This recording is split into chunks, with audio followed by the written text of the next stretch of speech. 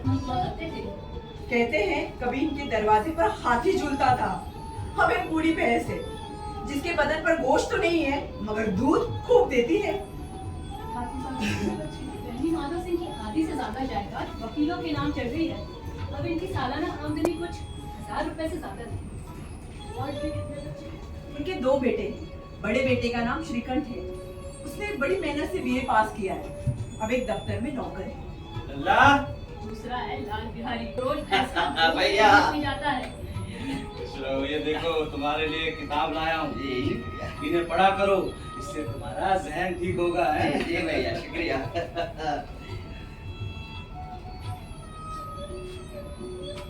मुझे खाने पीने का कोई फुर्सत के वक्त में मैं आयुर्वेदिक दवाइयों के बारे में अहम मालूमात इकट्ठा करता हूँ। कलकत्ता और लाहौर के वैद्यों से मेरी खतों की दावत होती रहती है। हालांकि इन्होंने अंग्रेजी में तालीम हासिल की है लेकिन इन्हें अंग्रेजी से सख्त नफरत है। इसी वजह से गांव में इनकी बड़ी इज्जत है। दशहरे के दिनों में ये बड़े जोश के साथ रामलीला में शरीक होते हैं और खुद भी कोई ना कोई रूप रोज धरते हैं। इन्हीं की वजह से आज गौरीपुर में रामलीला का वजूद हुआ है। मैं पुराने रस्मों रिवाज को मानता हूँ। मेरा मानना है कि एक परिवार को एक साथ एक घर की छत के नीचे रहना चाहिए। मैं खुद भी इसका पालन करता हूँ और दूसरों से भी ऐसा करने को कहता हूँ। मगर आजकल की बहुएं अपने सास ससुर के साथ रहना नहीं चाहती। मैं इसके खिलाफ हूँ। इसीलिए गांव की कई औरतें मेरे खिलाफ। यहाँ तक कि कई शरीफजादियां तो मुझे अपना दुश्मन समझती हैं और मेरी पत्नी आनंदी भी मेरे खिलाफ। इसलिए नहीं कि मैं इनके कुनबे के साथ रहना नहीं चाहती, बल्कि इसलिए कि आए दिन के तकरार से अगर जिंदगी कड़वी हो जाए तो बेहतर है अपनी खिचड़ी अलग पकाई जाए। आनंदी एक ऊंचे खानदान की लड़की है। उसके पिताजी एक छोटे से रियासत के तालुकदार हैं। आलीशान महल, एक हाथी, 3 घोड़े, 5 वर्दीपोश सिपाही, पटन, शिकारी कुत्ते, सब कुछ है इनके घर में। इनका नाम क्या है? गोप सिंह। और औलादें कितनी? उनकी 7 बेटियां और 7 की शादियां ठीक ठाक घरों में हुई। लेकिन जब मैं यहाँ आई तो यहाँ का रंग ढंग ही कुछ और था। जिन दिलचस्पियों की मैं बचपन से आदी थी उसका तो यहाँ वजूद भी न था। हाथी घोड़े तो बस ख्वाब थे। जो रेशमी स्लीपर मैं अपने साथ लाई थी उसे तो संदूक से निकालना भी नसीब न हुआ। मैं सुबह शाम बाग की सैर किया करती थी और यहाँ ढंग की खिड़की तक न थी। लेकिन फिर भी मैंने खुद को इस माहौल में ढाल लिया। ऐसे औरतों का निभाना बड़ा मुश्किल होता होगा। झगड़े भी होते होंगे। हाँ, पहली बार झगड़ा उस वक्त हुआ जब आनंदी के देवर ने 2 मुर्गियां लाई और भाभी से कहा, भाभी गोश्त पका देना, मैं बाजार जाकर आता हूँ। जी भैया। ठीक है। ओ बबुआ ठहरा हो।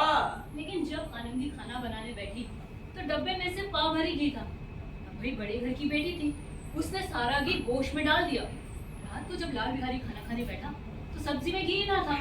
उसने भाभी से कहा, भाभी गोश्त बहुत अच्छा बना था, अब खाना बहुत अच्छा बनाती है भाभी। आपको अच्छा लगा? जी। मुझे खुशी हुई। सच कहूँ भाभी, माँ के स्वर्गवास के बाद हमें ये चिंता थी कि हमें अच्छा खाना नसीब कैसे होगा, लेकिन अब ये चिंता दूर हो गई है क्योंकि आपके हाथों का खाना माँ के हाथों के खाने जैसा ही है। मुझे खुशी हुई कि आपको पसंद आता है।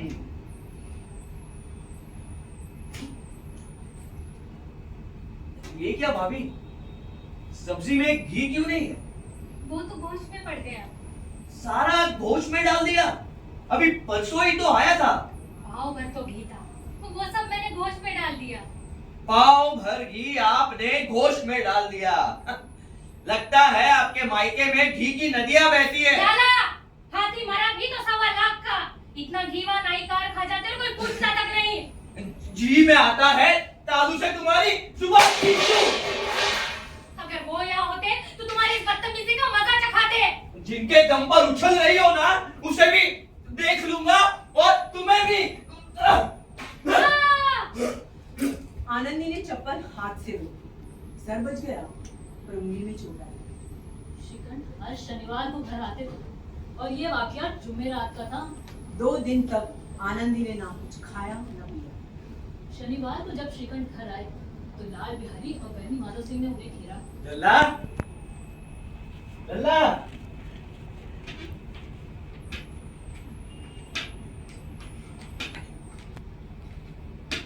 भैया अपने घर पर समझा दीजिएगा, जबान संभाल कर बात किया करे वरना किसी दिन नाहक खून हो जाएगा। आखिर बात क्या हुई? बात क्या हुई? कहिए बाबूजी, बड़े बहुओं की ऐसी आदत अच्छी नहीं है बहु बेटियों की आदत अच्छी नहीं कि मर्दों के मुंह लगे। हाँ, बड़े घर की बेटी होगी भैया तो हुआ करे, हम भी कोई कुर्मी कहार नहीं है, समझा दीजिएगा उसे। लल्ला, मैं बात करूंगा भाभी से, गुस्सा क्यों होता है? गुस्सा इसलिए होता हूँ बड़े भैया क्योंकि वो है ही ऐसी। मैं तो चलो लड़का ठहरा लेकिन बाबूजी का भी ख्याल नहीं करती, बस अपने आप ही उलझ पड़ी। अपने मायके के सामने हम सबको कुछ समझती ही नहीं भैया। ठीक है, मैं बात करूंगा। क्या बात करेंगे आप? बात कीजिए उनसे।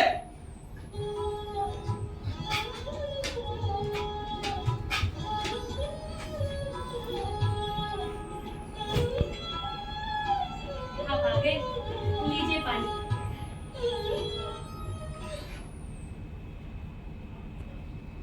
कहिए, मिजाज तो ठीक है? हाँ, अच्छा, ये तुमने घर में क्या तूफान मचा रखा है? जिसने तुमसे आग लगाई है उसे पाओ तो उसका मुंह झुलस दूं। तेज की होती हो, कुछ बात तो बताओ। क्या कहूँ, किस्मत की खूबी है, वरना एक गवार लौंडा जिसे चपरासीगिरी करनी पे तमीज ना हो, वो मुझे चप्पल मार मार के यूं अकड़ता ना फिरता, फूटियां नोचवा लेती उसकी। पर आप कहते हैं कि घर में तूफान क्यों मचा रखा है?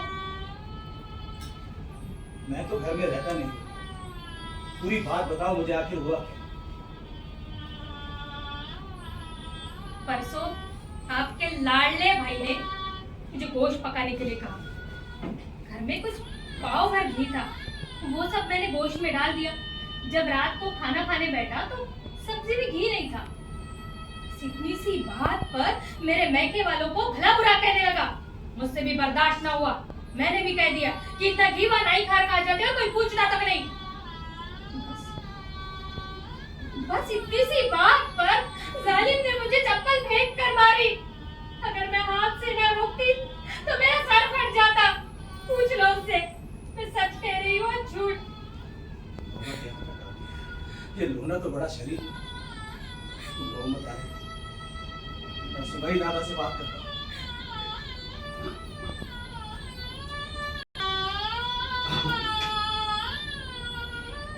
दादा, आओ बेटा, बैठो।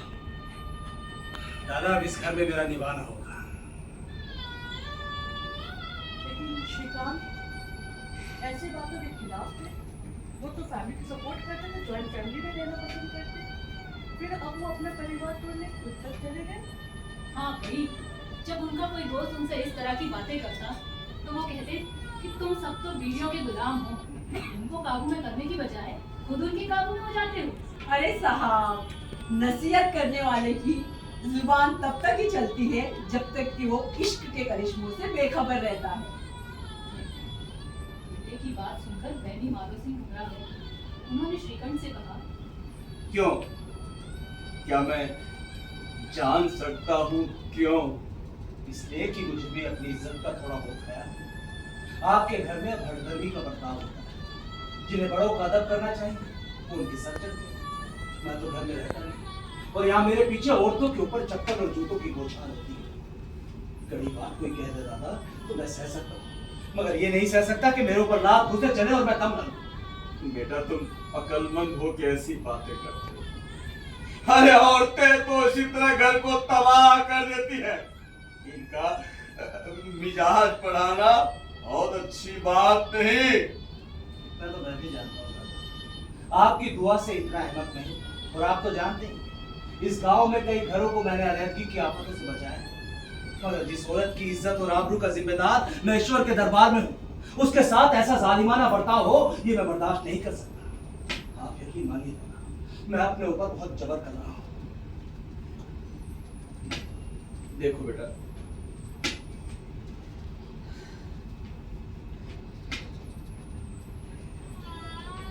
मुसलमान, अरे वो तो अभी नादान लड़का है।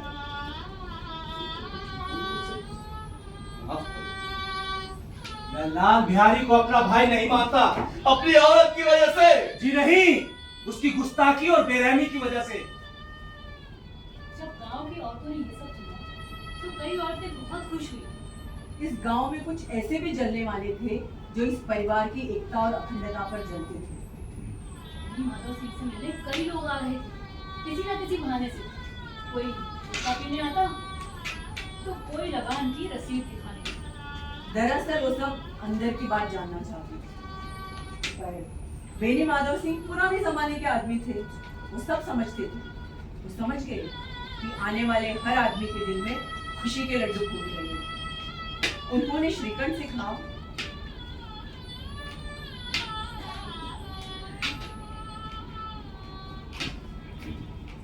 बेटा, अक्लमंद गवारों की बातों पर ध्यान नहीं देते। वो तो बिल्कुल ना समझ लड़का है।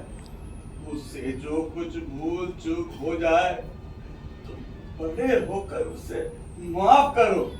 मैं लाल बिहारी के साथ अब इस घर में नहीं रह सकता। दूर खड़ा ये सब सुन रहा था। उसने अपने भैया को इतने गुस्से में कभी नहीं देखा था। वो अपने भैया से बहुत प्यार करता था। उसके सामने कभी नीचे भी नहीं बैठता। और श्रीकंठ भी उससे बहुत प्यार करते थे। वो जब कभी इलाहाबाद से आते तो उसके लिए कोई ना कोई तोहफा जरूर लाते थे। भैया के आने के 2 दिन पहले से उसका दिल धड़क रहा था। उसे लगा था भैया आते ही उसे समझाएंगे। भैया, वो पढ़ा लिखा ना था, भैया, मगर उसका दिल कह रहा था कि उसके भैया उसके साथ जाती कर रहे हैं। उन्होंने अगर अकेले में उसे 2-4 तमाचे मार दिए होते तो उसे इतना मलाल न होता। वो सीधे वहां से अपने भाभी के पास गया। भैया।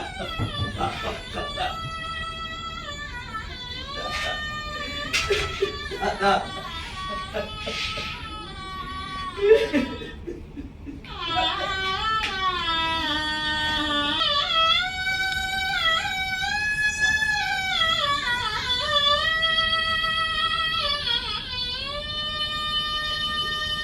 भाभी,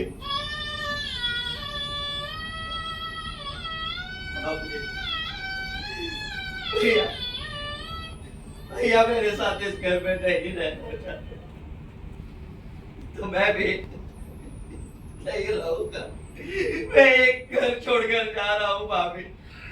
मुझसे जो गलती हुई उसके लिए मुझे माफ कर दीजिएगा भाभी, माफ कर दीजिएगा। भैया नहीं रहना चाहते, मैं भी ना रहूंगा। मैं जा रहा हूँ भाभी, मैं जा रहा हूँ।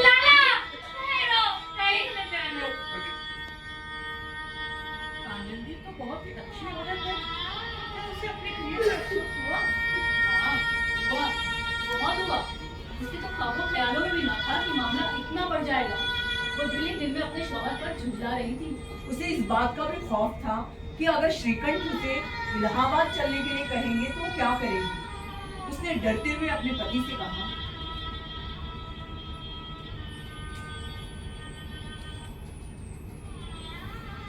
सुनिए, लाला रो रहे हैं। तो मैं क्या करूं? रोक लीजिए उन्हें। कहीं ऐसा ना हो कि सच में घर छोड़ के चले जाए। मेरे जबान में भी आग लगे। मैंने भी झगड़ा कहाँ से कहाँ मोल लिया। रोक लीजिए उन्हें। मैं नहीं बुलाने का। पछताओगे। कहीं ऐसा ना हो कि सच में चले जाए। रोक लीजिए। भाभी,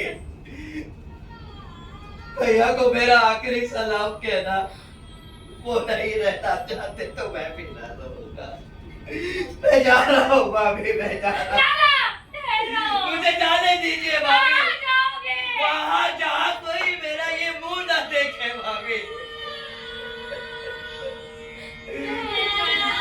मैं आप लोगों के साथ रहने के लायक नहीं हूँ भाभी, नहीं हूँ। तुम्हें मेरी कसम, अगर एक कदम भी तुमने बढ़ाया तो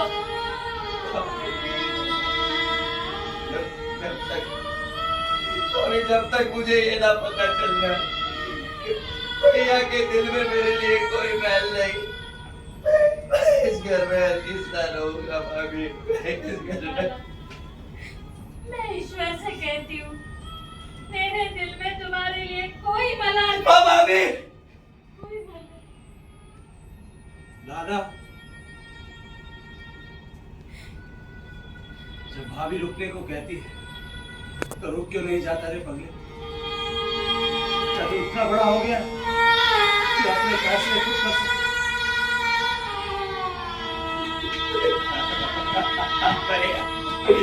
भैया भैया फिर कभी ना कहना भैया कि आप मेरा मुंह नहीं देखना चाहते। बड़े घर की बेटियां ऐसी ही होती है, जो बिगड़े कामों को भी बना लेती है।